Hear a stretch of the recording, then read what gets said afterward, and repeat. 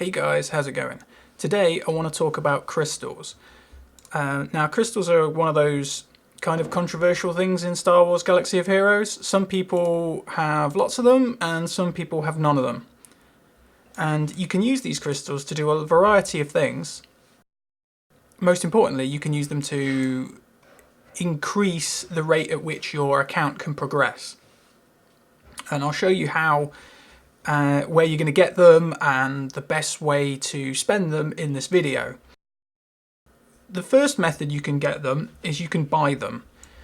Here in the store you can see there are a number of crystal packs available, and sometimes these are on offer, sometimes they're not. So usually during the holiday period, as is now, you can see that the first two packs here give you a bonus amount of crystals. Now, buying crystals with money is obviously expensive, and a lot of us don't feel we get good value for our money, hence why we are free-to-play players. So we don't spend money in this way. Now, the other ways in which you can get crystals are from your daily activities. So here you can see that I've done a number of daily activities, and each one has a crystal reward associated with it. Now, your daily activities net you about 65 crystals just from doing the main quests. Now this is level 85. You have to be level 85 to get these, get to this point. If you're lower than this, you might not have all of these available yet, but you will get them as you level up your account. So you get about 65 for doing all these challenges. So I just click claim. You know, like, oh, do some squad arena, do some challenges, do some cantina battles, whatever you do, and you just collect them all as you do them, and that'll give you the crystals. You also, when you complete all of these, you get this one, which is the most important reward. You get 27 there, so that's included in the 65. You get an Omega, which is a big deal, and you get one of these, which is a prize box. Now, the prize box can contain anywhere from 5 to 250 crystals, so if you're really lucky, you might get quite a lot. But chances are you won't be, because that's just how things work. So that's your sort of easy amount to get. You can get crystals by doing Galactic War. So every time you open one of these purple boxes, you get crystals. You get 25 crystals for doing Galactic War. And then you also get crystals for the login bonus. So every time you log in during the month, it goes up one day, and then as you can see, on certain days you get crystals. So this month you can actually get 500 crystals just by logging in, on top of all these other things you get here. So there are a number of ways to get crystals just by, you know, just turning on the game. The other two areas of the game where you get the biggest rewards are arenas.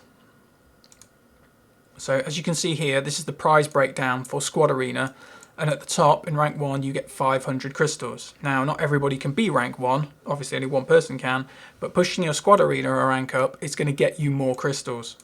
It's also going to get you more Squad Arena tokens, which you can spend in a squad store. And the same is true for Fleet.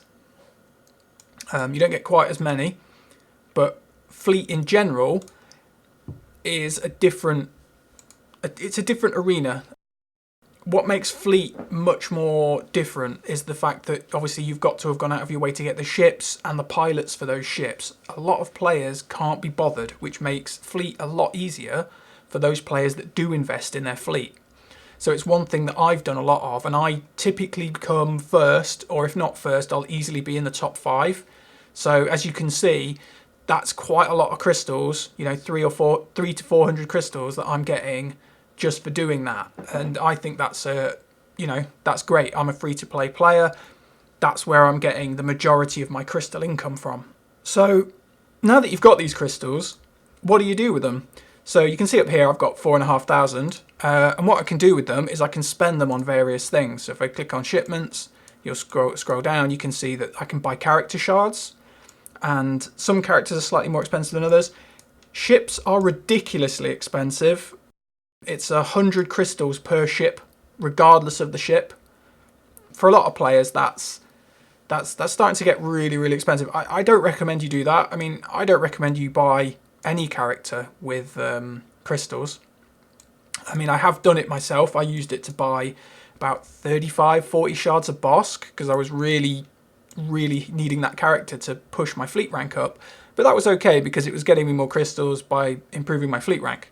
So it kind of paid for itself.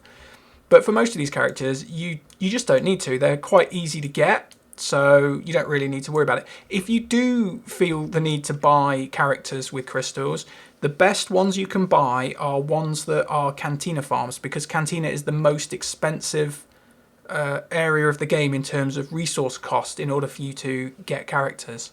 And I'll explain that in a little bit. So obviously, as we go along, we get the weekly shipments. And this tends to be a lot of characters. Usually it's event driven, but since the journey guide's been released, it has changed a little bit. And I think that's probably for the better. So the General Anakin Skywalker event was just on, and obviously you need his ship, you need Shakti, you need Ahsoka Tano. So you can see that these characters are available. Now, as you'll be able to see here, Shakti is significantly more expensive than Ahsoka Tano. And that's because Shakti is a high-end fleet farm, whereas Ahsoka Tano is quite easily bought from the stores. So, but because she's quite easily bought from the stores, why would you do that? Okay, whatever. Moving on. So, crystals let you buy characters, but what else can you do with them? Well, you can buy gear. So, if I scroll down this store, you will find that there will be gear down here. And then you get signal data, relic components, all sorts of stuff.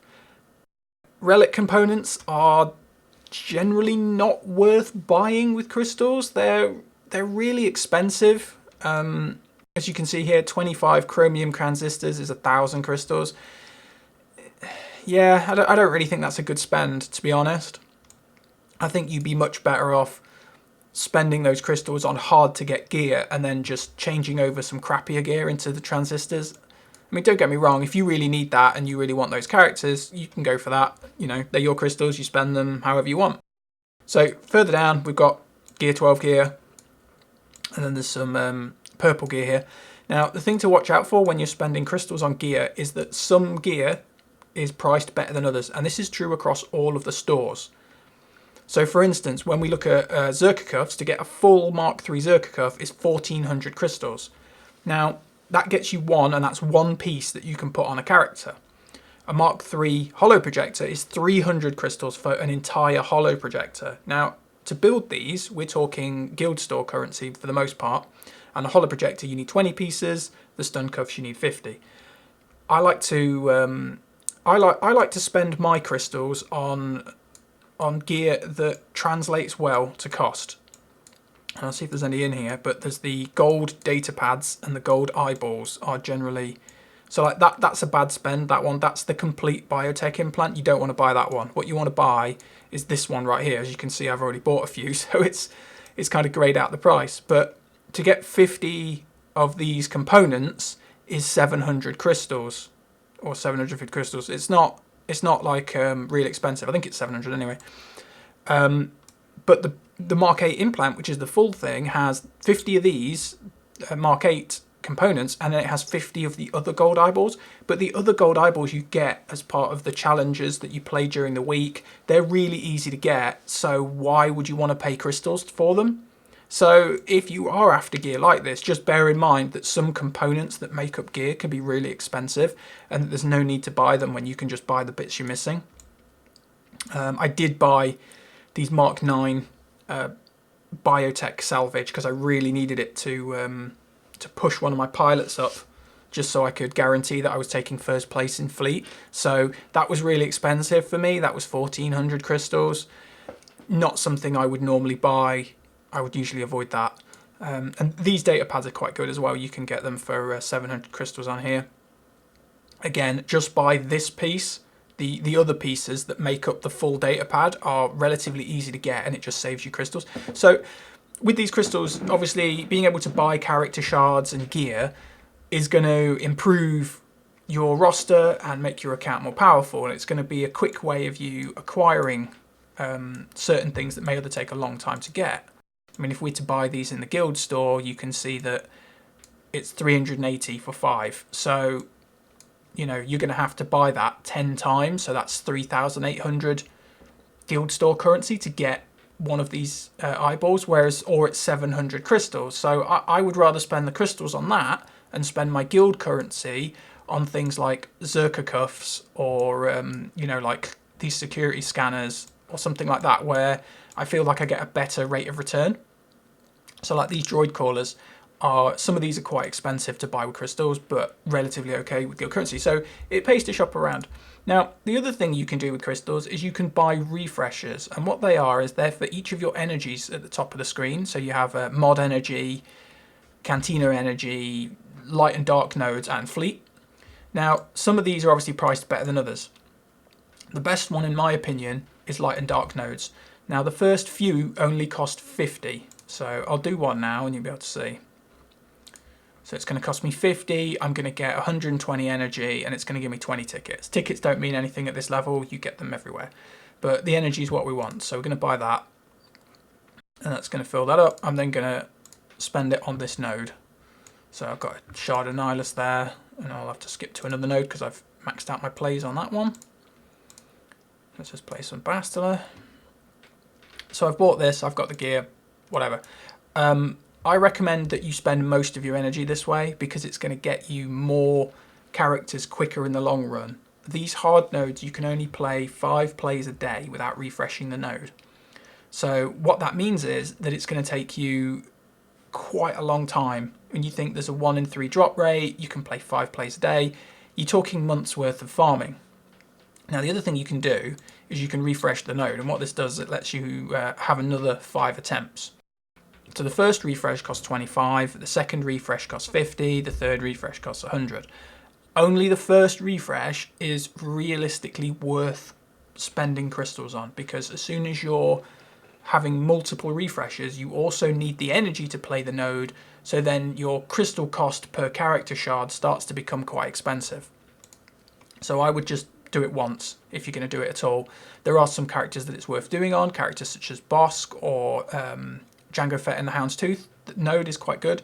So some of these definitely worth playing, others not so much. You know, I wouldn't be refreshing the node for this ship, so it's Jedi Consular ship, because you can get it through the stores. You might choose to do Wicket because he takes quite a while. He's only on this one node, and other than doing the Ewok event. Same with Embo. If you really want him, double playing that event is going to half the time it's going to take to get that character. You just need to be aware that obviously the more crystals you're spending refreshing, the less you're spending on other nodes. So in general, I try and play quite a few nodes at a time. You can do the same deal in Fleet, and Fleet also costs 50 for the first few. That's the wrong screen. Here I go on Fleet Powers. So at the moment, because I've finished my previous farms, I'm doing Shark T and B1. They're the main two I'm going on.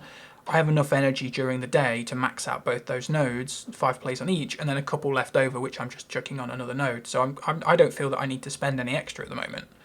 But when I was playing for Nest, and at the same time I was playing for Anakin's ship, I was finding that I really wanted those to be done sooner, so I was refreshing the nodes. Obviously, you need to manage the amount of crystals you're getting based on your income. And the other one is Cantina. Now, Cantina is kind of a different, because you don't have to pay to refresh the nodes, but the cost to refresh is 100, so it's double that of the others.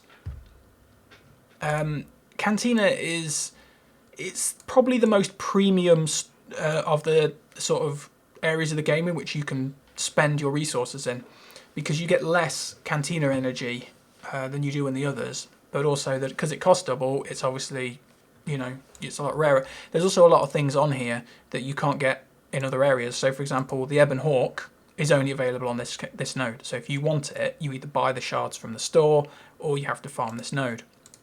There's also signal data on here, which is important for your relics. I did do a comparison. The basic signal data, the first one, I'm not sure what it is. It might be that one, the incomplete one. I will just check for you. On here, right. So yeah, the blue one, the fragmented signal data, in terms of the crystal cost to drop ratio, it's actually better to buy signal data, the fragmented signal data with crystals. It actually works out cheaper. I don't think there's any packs available at the moment. Oh, there is, yeah. So 750 crystals for 50 actually works out slightly better than spending the same amount of crystals replaying the Cantina nodes. However, you do miss out on any of the Cantina node drops, so currency for the various credits, and the chance to get ability materials, which is quite valuable. But I'll be honest, I've never got a gold omega material drop from Cantina. It's just rare as anything. The other ones are worth farming because of the rates. The cost to buy them is a bit higher, so it actually works out slightly better. Or I think it works out about the same on a 1 in 3 drop rate to spend the crystals buying it as it does to playing the node. So I would play the node even though it takes a few days longer, simply because you're going to get a lot of other materials and resources. So if you're like me and you want to do well in fleet currency is quite a premium resource. It's quite hard to get when you're doing a lot of ships. So playing those nodes and then getting that currency really helps out. So it's only 1600, but if you think you're doing 20, 30 plays, it does build up. Obviously normal credits you get a lot more. So that's the main ways in which you can spend your crystals. And I think that if you're careful with them, you can get quite a lot out of your account, but sometimes you're just going to be tempted to spend them on all sorts of things. But hopefully this guide has helped you a little bit, and I'll put a graphic up on screen so you can see the average drop that you should be getting and how you can work out what you want to do. So cheers for watching, and I'll see you next time.